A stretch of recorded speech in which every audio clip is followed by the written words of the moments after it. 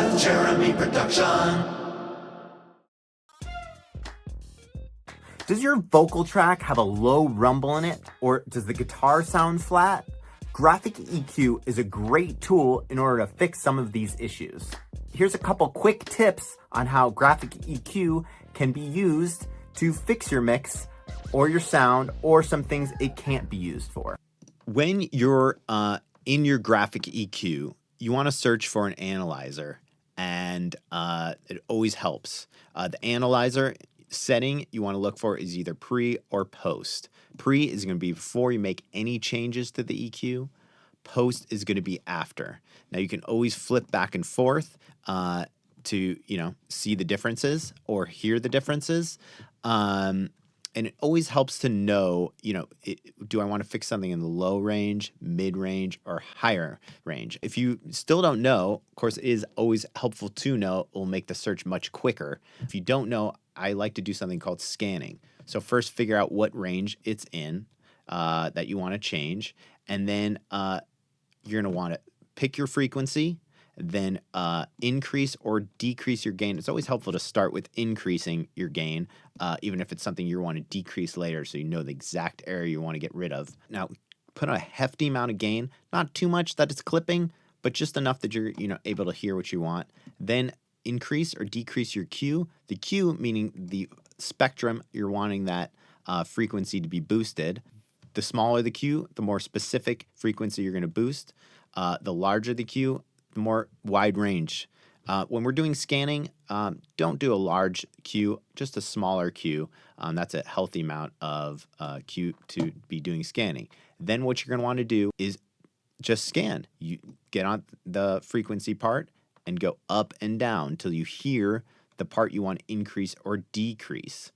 Now, if this graphic part is distracting you while scanning, then close your eyes and scan,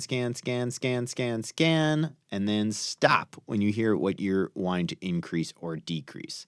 So here's an example listening to, a track or a song on how to scan. So here's my frequency that I'm choosing to increase. So there it is. I'm going to start with the high range, and here I go. So here I go, increasing it, maybe increasing the Q, and then scanning. Is it in the mid range, low range? Now, if you're listening to this on a phone, you're not going to hear the low range coming up, but trust me, it's a lot. Mid, high, or decreasing. And you can still do the same thing with the scan. Decreasing.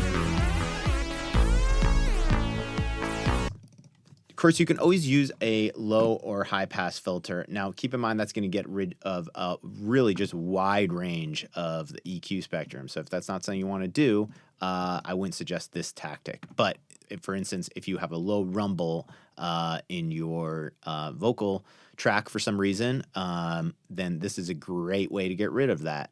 You're not really needing that low end in pretty much a majority of vocal tracks.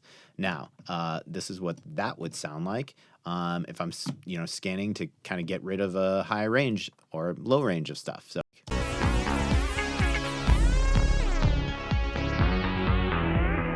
Now, keep in mind, it's going to get kind of a muted sound, but it's a pretty cool effect sometimes you can do and put it in time and get kind of a DJ kind of sound to stuff.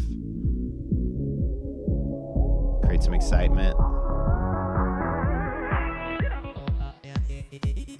So that's just an example on how to use a graphic EQ. Now, keep in mind, graphic EQ is really not going to fix a bad recording. That's not what a graphic EQ is meant to do. A graphic EQ will get a sound sitting right in a mix or just kind of boost a stereo track, small little parts that you want boosted. That's a great use for that.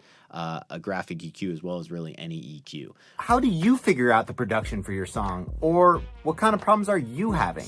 Drop me a line in the comments or at Seth Jeremy Productions, and I'll be sure to respond. Till next time, I'll see you in the studio.